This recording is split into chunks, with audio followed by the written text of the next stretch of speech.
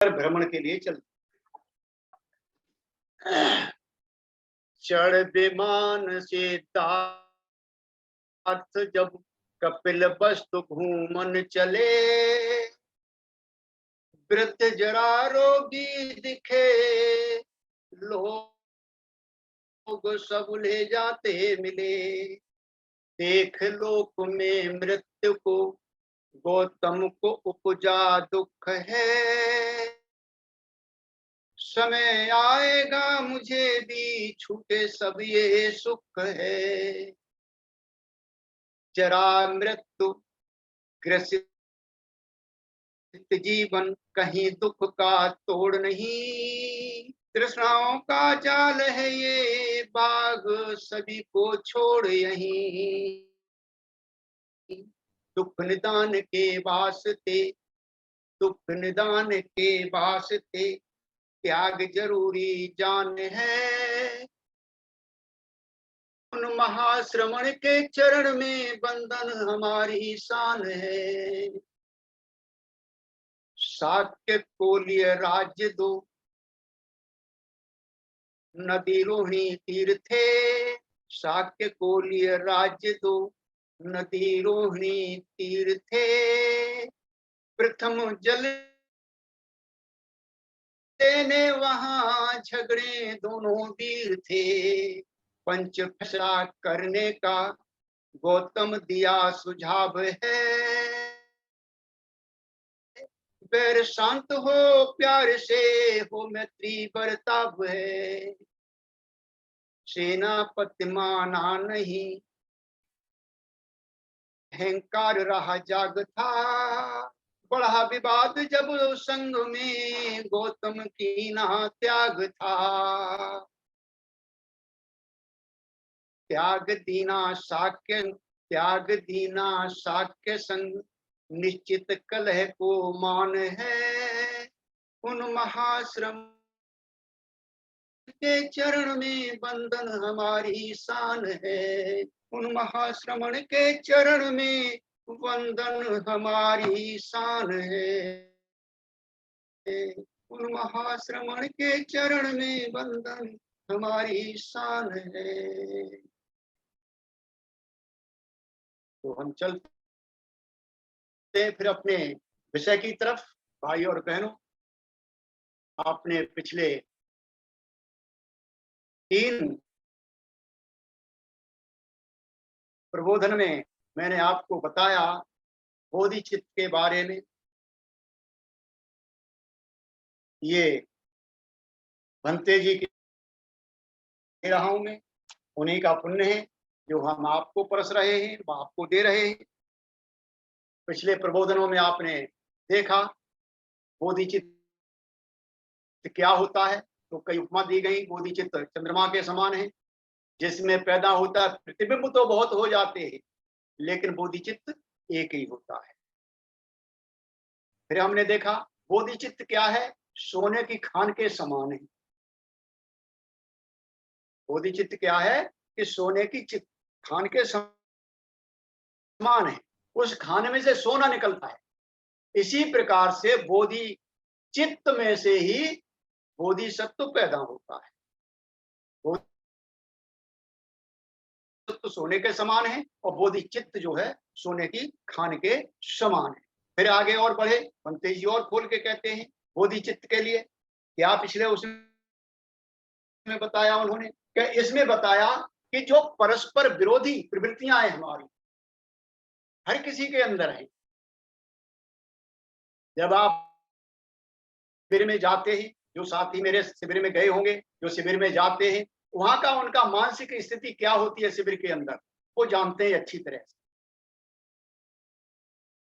और जब घर में आ जाते हैं तब मानसिक स्थिति क्या होती है वो भी जानते हैं अच्छी तरह से, सभी जानते हैं।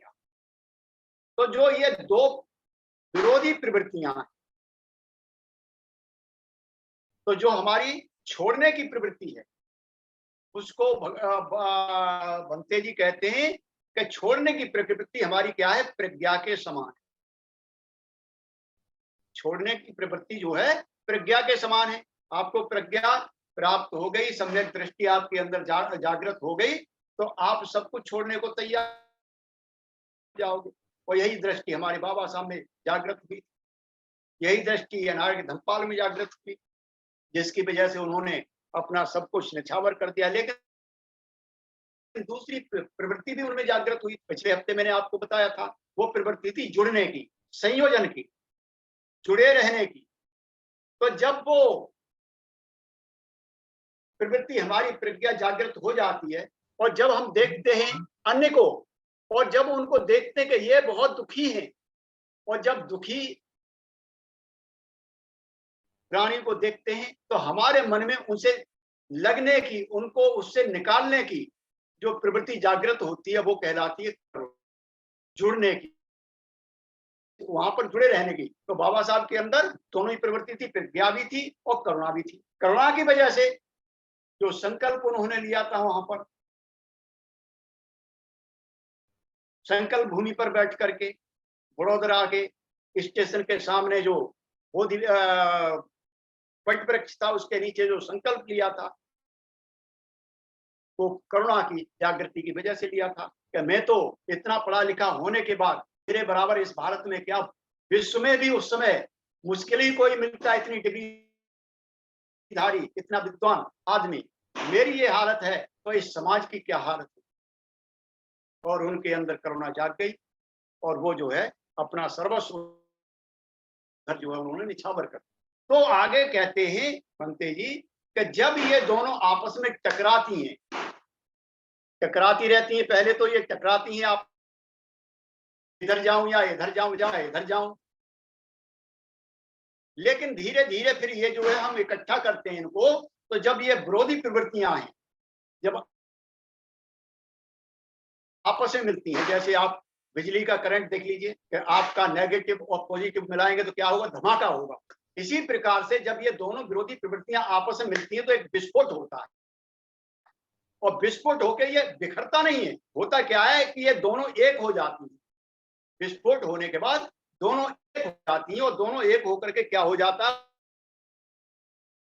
वहां पर ऐसा कुछ घटित हो जाता है जिसकी कल्पना करना भी बहुत मुश्किल हो, बहुत ही मुश्किल है जिसकी कल्पना करना, उसे शब्दों में नहीं बांधा जा सकता। जिस प्रकार से गूंगे को गुड़ खिला दीजिए तो उसका स्वाद नहीं बता सकता वो गूंगा जो है, क्योंकि उसके पास बोल नहीं है।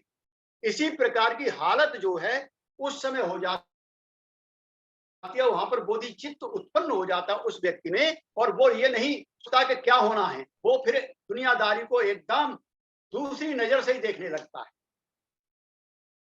अलग ही नजर होती है उसकी, उसका व्यक्तित्व पूरा का पूरा परिवर्तित हो जाता है। तो इस प्रकार से हमने पिछले सप्ताहों में कुछ चीजें ऐसी देखी,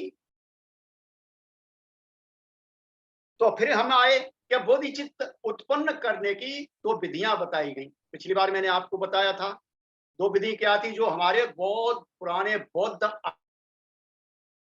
आचार्य हैं जिन्होंने ये विधि दी। पहली विधि क्या है, भक्ति भाव है। हाँ, भक्ति के रूप में हम उसको देखते हैं। ये जो है भक्ति जो है हमारे महान गुरु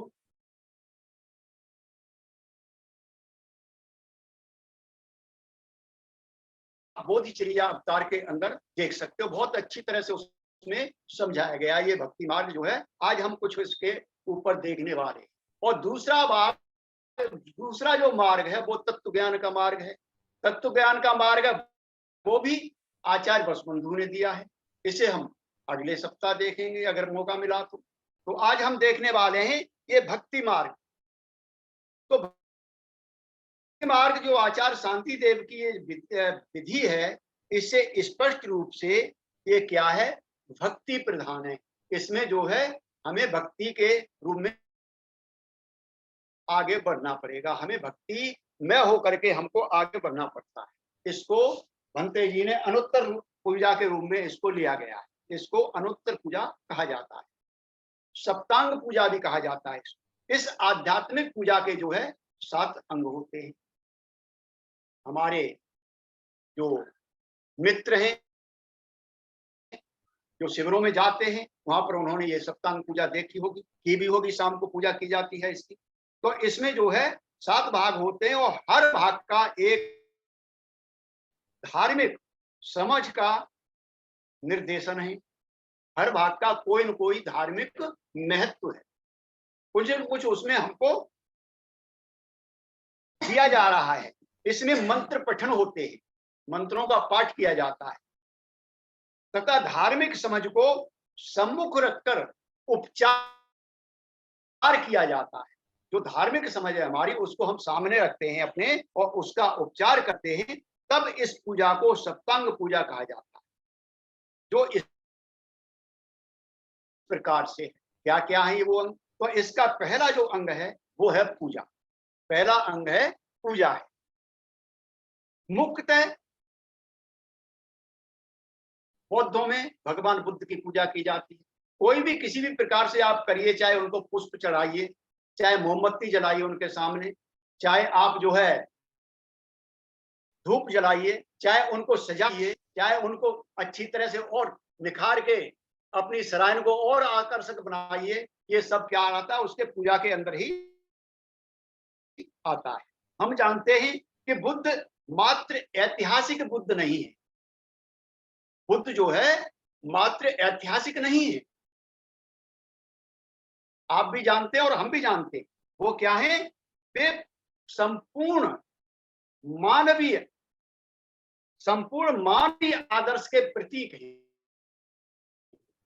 अगर हम किसी उच्चतम मानवीय आदर्श को लेंगे तो वो सिवाय बुद्ध के अलावा कोई हमको दिखाई, पूरे विश्व में कोई इसके अलावा दिखाई नहीं देता कि मानव के अंदर जो सबसे ज्यादा उच्चतम अवस्था है वो बुद्ध ने प्राप्त की, और बुद्धत्व है सबसे ज्यादा उच्चतम अवस्था। इसलिए संपूर्ण मानवीय आदर्श का जो प्रतीक है वो बुद्ध, इसलिए उनकी पूजा करते हैं। वो भी एक मानव थे। भगवान बुद्ध खुद कहते हैं, मैं आपकी तरह मानव हूं, ठीक है, मैंने अधिक प्रयास किए हैं, मैं बुद्ध बन गया। अगर आप भी प्रयास करेंगे तो आप भी बुद्ध बन सकते हैं। रास्ता खोल दिया उन्होंने। तो इसलिए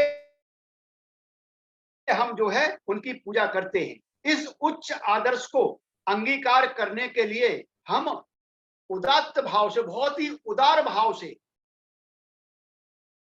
गहरे आदर भाव से, भक्ति पूर्वक ऐसा करते हैं। हम जब भगवान बुद्ध के सामने जाते हैं तो हमारा भाव क्या होता है ये हम सोच सकते हैं। इसीलिए कहा गया कि जब भी आप भगवान बुद्ध के सामने जाओ तो जल्दबाजी में बिल्कुल मत जाइए। अगर आपका मन स्थिर नहीं है तो मत जाइए। जब आपका मन पूरी तरह से स्थिर हो, शांत हो, और जब आपकी भावनाएं पूरी प्रबल हो, उस समय भगवान बुद्ध के सामने जाइए। तो उस समय कुछ बात ही कुछ और होती है। इसलिए गहरे आदर भाव से भक्ति पूर्वक ऐसा करते हैं, और तीव्रता और गहराई से, तीव्रता और गहराई से हृदय विभोर होने के बाद हम स्वयं को भी बुद्ध के सामने अर्पित करते हैं। हम जो है स्वयं को भी सामने अर्पित करते हैं, और जो वस्तुएं लाते हैं वो भी हम जो है उस भक्ति भाव से जो है बहुत गहराई से, जो हमारे मन की गहराइयों से हम वो वस्तुएं भी भगवान बुद्ध को जो है अर्पित करते हैं। यह अनिवार्य हो जाता है, बहुत ही ये अनिवार्य हो जाता है। जब भी हम अपने आदर्श के सामने जाएं तो ऐसी भावनाएं हमारे मन के अंदर होनी चाहिए। हम बुद्ध को कुछ अर्पित करते हैं। क्या अर्पित करते हैं? धूप अर्पित करते हैं, फूल अर्पित करते हैं, अर्पित और जल अर्पित करते हैं। बहुत सारी चीजें, कहीं कहीं फल अर्पित करते हैं, कहीं आप भोजन भी अर्पित करते हैं। ये सारी चीज जो है, ये सारी क्या है? हमारी अर्पण वस्तुएं। साथ ही साथ अन्य वस्तुएं भी हम अर्पित करते हैं। आप सोच सकते हैं, चिंतन कर सकते हैं, क्या हम अर्पित कर सकते हैं? यह सब हम जो बुद्ध की प्रतिमा के सामने बैठ कर अर्पित करते हैं। खड़े होके अर्पित नहीं की जाती। क्या करते हैं? हम बैठ करके, और विशेषकर हम जो वज्रासन में बैठ करके हम अर्पित करते हैं। तो ये हमारी पूजा का भाव, हमारी पूजा कहलाता है। दूसरा है पूजा का दूसरा अंग है वंदना। इसमें शरीर के बाह्य अंगों से आदर सम्मान व्यक्त किया जाता है। वंदना के अंदर करके हम जो हमारे बाह्य अंग हैं, इनसे हम जो है आदर सम्मान व्यक्त करते हैं बुद्ध को। मन में चाहे कोई भी भावना, आदर की भावना बौद्ध परंपरा में इतना ही पर्याप्त नहीं है।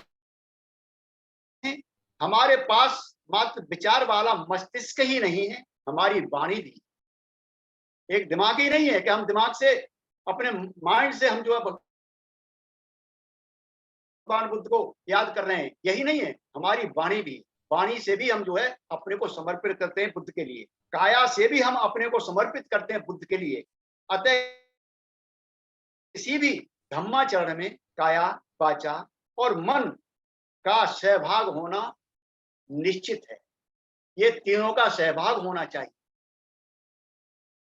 अगर तीनों का सहभाग नहीं है तो वहां आपकी वंदना संपूर्ण नहीं हो। आपके ये एकत्रित होनी चाहिए।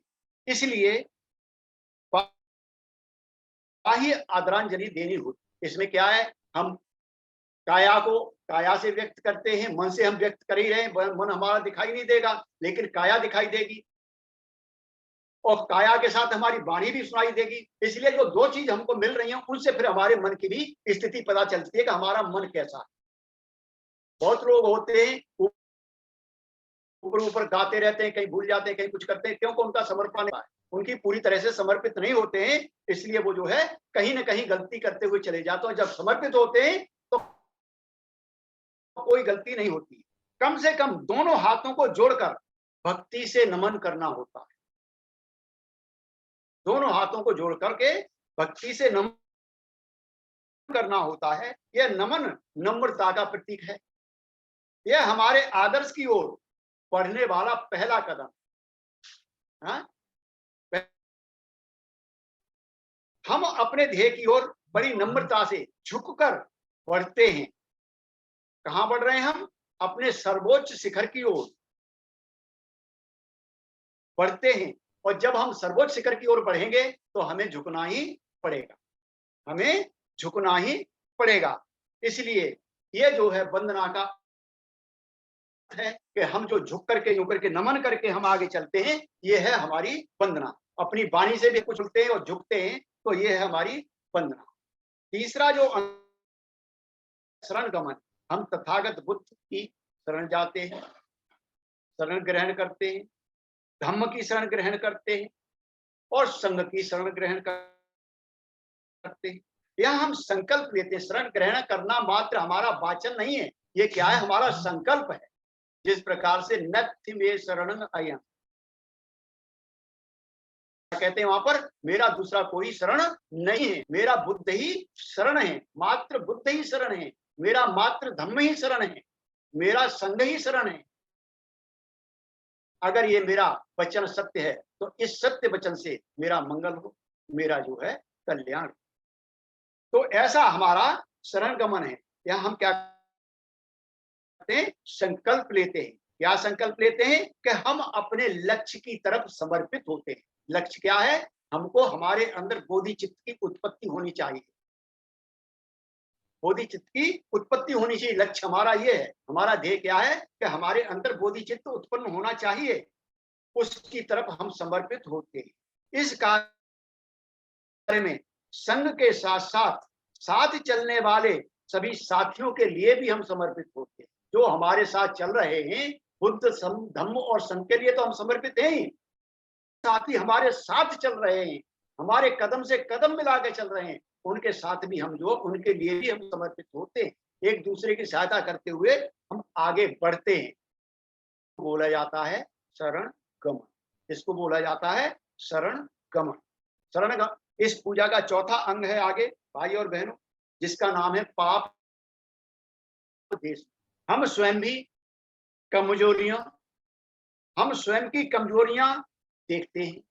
जो स्वयं के अंदर जो दोष हैं हमारे, जो हमारे अंदर कमियां हैं, उनको हम देखते हैं। हम हमारे काले भाग से परिचित होते हैं।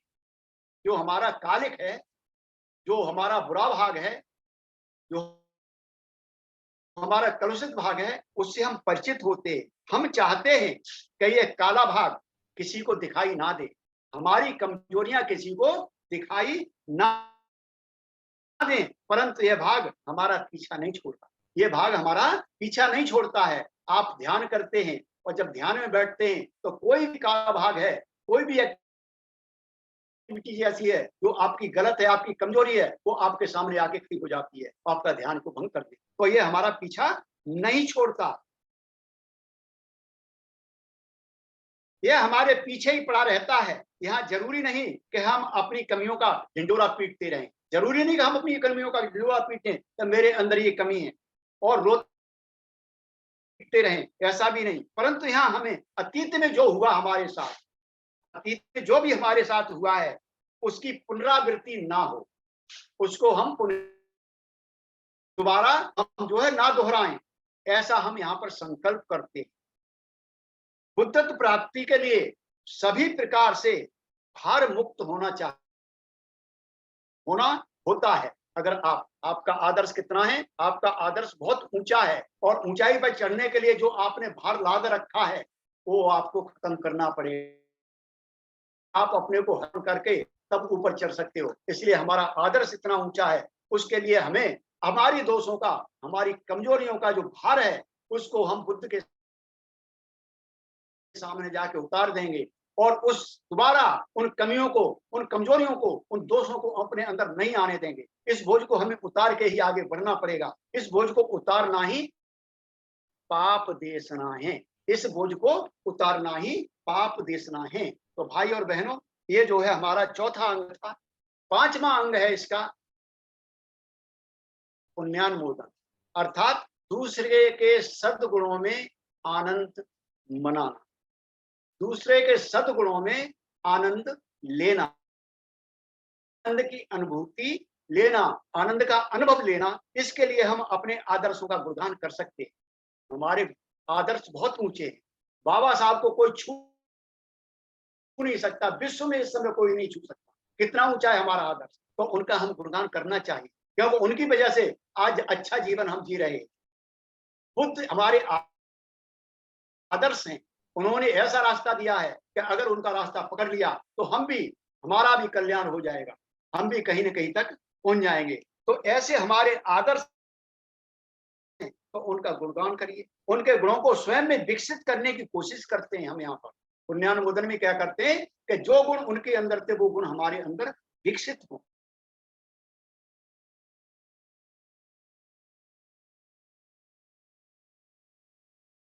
जिस प्रकार का उन्होंने अपना जीवन जिया है, आचरण जो करते हैं उसको हम पढ़ते हैं और स्वयं के मन में उधर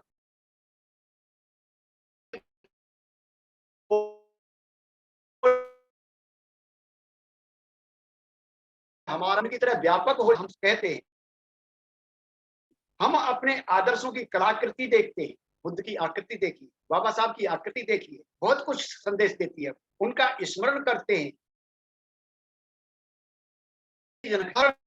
विस्मयकारी क्रियाकलाप, कितना शौर्य है, कितना उनके अंदर बड़प्पन है, कितना आत्मसमर्पण है, सहन शक्ति है। देखिए कितनी सहन शक्ति है बाबा साहब के अंदर, कितनी उनको धमकियां मिली, लेकिन बाबा साहब ने सभी को मैत्री से लिया, कभी उन्होंने विचलित होकर नहीं किया है। कितना निश्चय है, जो निश्चय उन्होंने कर लिया उसको पूरा किया। क्या हम उनके अनुयायी हैं? हम क्या कर रहे हैं, हमको देखना पड़ेगा। उनके अंदर विशुद्धता है। हाँ, ये लोग मेरे से इसलिए नहीं डरते कि मैं बहुत ज्यादा मेरा समर्थन है, लोग ज्यादा पढ़ा लिखा हूं, क्या कहते हैं, मेरे आचरण के ऊपर उंगली उठाई जा सकती। तो क्या है, कितनी विशुद्धता है, कितना प्रेम है, कितने प्रेम से पकड़ते हैं, कितनी करुणा है। ऐसा कुछ विचार करते हैं हम यहाँ पर, प्रोत्साहन और स्फूर्ति मिलती है इस दुष्ट संसार में, जहां अत्यंत क्षुद्रता है, दुख है। हमें अच्छे लोग भी मिलते हैं, ऐसे पवित्र लोग संसार के हर हिस्से में मिलते हैं, हर कालखंड में ऐसे प्रबुद्ध लोग हमको मिलते हैं। ऋषि गुरु, साक्षात्कारी, उत्तम शास्त्रज्ञ, प्रशासक, अस्पताल के कर्मचारी कहीं भी आपको मिल सकते हैं। सब मानव जाति की जो भी मदद करने वाले हैं, मानव जाति की जो भी मदद करने वाले हैं, ये हमको सभी जगह मिलेंगे। और उनका उत्थान करने वाले ऐसे लोगों को करके हमारे मन में आनंद होना चाहिए। हमारे मन में आनंद आता है, उनके सद्गुणों को याद कर करके हम जो है उसमें आनंद लेते हैं। यही जो है क्या है, पुण्यान, ये हमारा पुण्यानुमोदन है। भाई और बहनों, पूजा का अगला भाग है अध्येशना याचना। भगवान बुद्ध के धम्म कहा गया है कि बगैर मांगे कोई चीज आपको मिलने वाली नहीं। आप शिविर में जाते हो तब भी याचना करनी पड़ेगी। पहले पूछते हो कि मैं आ रहा हूं, नहीं आ रहा, नहीं मिल रही। जब आप दीक्षा लेते हो तब भी आपको याचना करनी पड़ती। तो बौद्ध धर्म में बगैर मांगे आपको कुछ भी मिलने वाला नहीं। और जब मांगोगे तभी आप सही मायने में उसे मन से पकड़ोगे, उसे अपने आचरण में उतारोगे। और बगैर मांगी हुई चीज जो मिलती है, बाबा साहब हमको दे गए, हम नहीं संभाल, ये समाज नहीं संभाल पाया।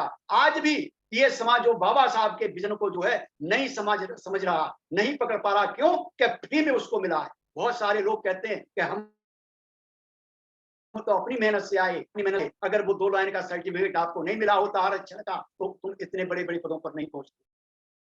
तो सोच सकते हैं यहाँ पर अध्येशना याचना, इसका अर्थ है हमसे अधिक प्रगति वाले लोगों को हमें सिखाने की याचना।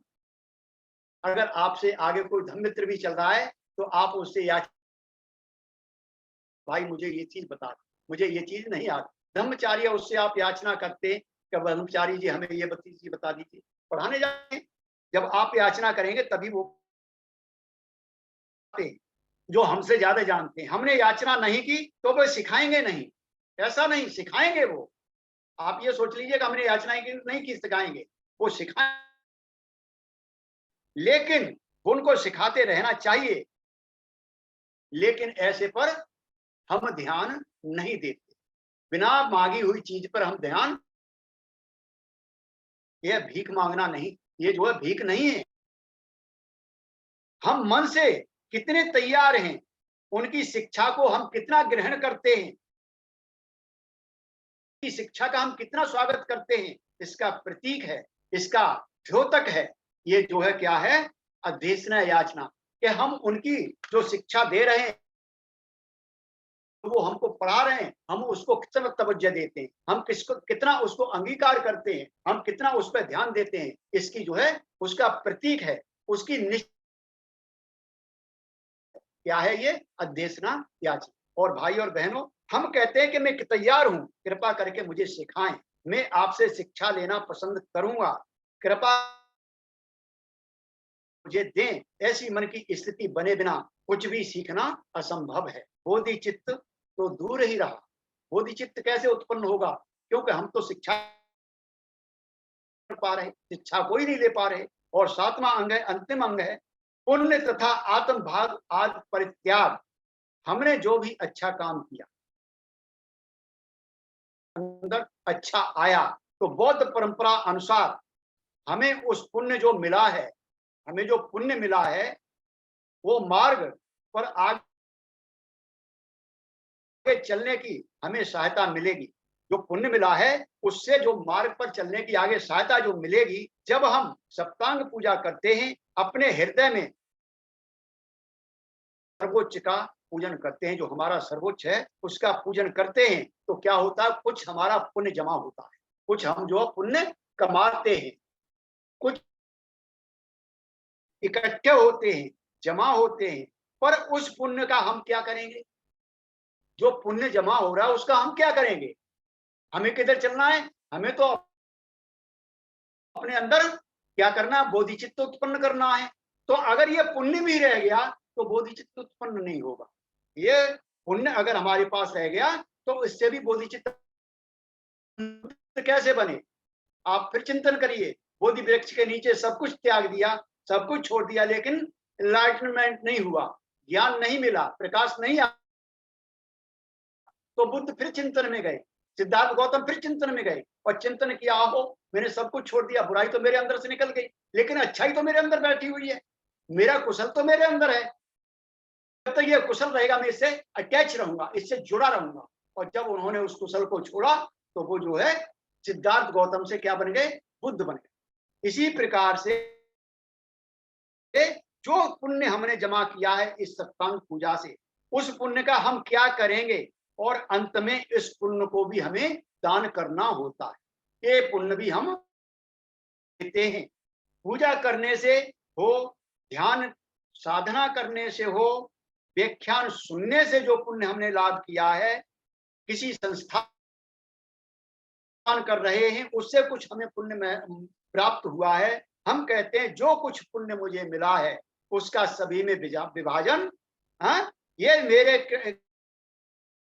सभी हो जाए। इसका मतलब यह जो भी मैंने पुण्य कमाया है उसका सबके लिए विभाजन हो जाए, मेरा व्यक्तिगत इसके अंदर कोई भी चीज नहीं है, मैं इसका कोई व्यक्तिगत उपयोग नहीं करूंगा, ऐसा हम वहां पर संकल्प ले लेते हैं।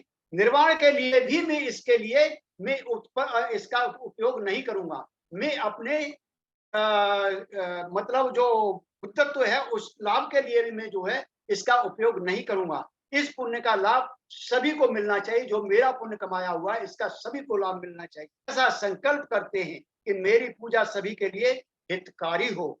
जैसे जैसे इसे आध्यात्मिकता के स्तर या उच्चतर स्तर पर ले, वैसे वैसे वह बोधिसत्व का आदर्श बनता हुआ चला जाता है। वो जो है बोधिसत्व का आदर्श बनता हुआ चला जाता है और वो बोधिसत्व को उत्पन्न करता हुआ चला जाता है। हम स्वयं के लिए बुद्धत्व की इच्छा नहीं रखते, बल्कि सभी के लिए रखते। बाबा साहब ने स्वयं के लिए नहीं रखी बुद्धत्व की इच्छा, उन्होंने क्या किया कि सभी के लिए जो कुछ था उन्होंने सबके लिए खोल दिया, सबके लिए बांट दिया। यह तो आचार्य शांति देवी की सर्वोत्तम पूजा है, जो ये 7 अंग की पूजा है भाइयों बहनों, ये आचार्य शांति देवी की सर्वोत्तम पूजा है। आप इसको जो है बोधिचर्या अवतार के अंदर पढ़ सकते हो। यह कोई उपचार नहीं है, कोई समारोह नहीं है, कोई आध्यात्मिक पाठ भी नहीं है, यह मूलतः भक्ति और आध्यात्मिक भावना और अनुभवों की मालिका है। ये जो है क्या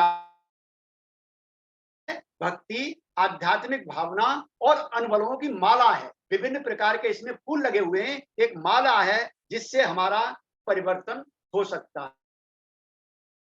इस भक्ति से हमारा परिवर्तन हो सकता है, संपूर्ण परिवर्तन हो सकता है। हमारा जो काला भाग है, जो काला हिस्सा है, वो हमारा हमें दिखने लगता है और उस पर हम जो है काम करने लगते हैं। हम दूसरों के पुण्य में आनंद लेने लगते हैं। हम अपने आदर्शों की शिक्षा के प्रति ग्रहणशील होने लगते हैं। हमारे अंदर बोधि चित्त के बीज अंकुरित होने लगते हैं। हमारे अंदर क्या होने लगता है, बोधि सत्व के बीज जो है पनपने लगते हैं, अंकुरित होने लगते हैं, वो फल ढूंढने लगते हैं और इन मनोवस्थाओं के आधार पर एक दिन हमारे अंदर बोधि चित्त निर्माण हो जाएगा, हमारे अंदर बोधि चित्त उत्पन्न हो जाएगा और जो है बोधि चित्त तो हम भी बोधिसत्व बन जाएंगे। तो ये जो है आचार्य शांति देव का सप्तांग पूजा का जो भक्ति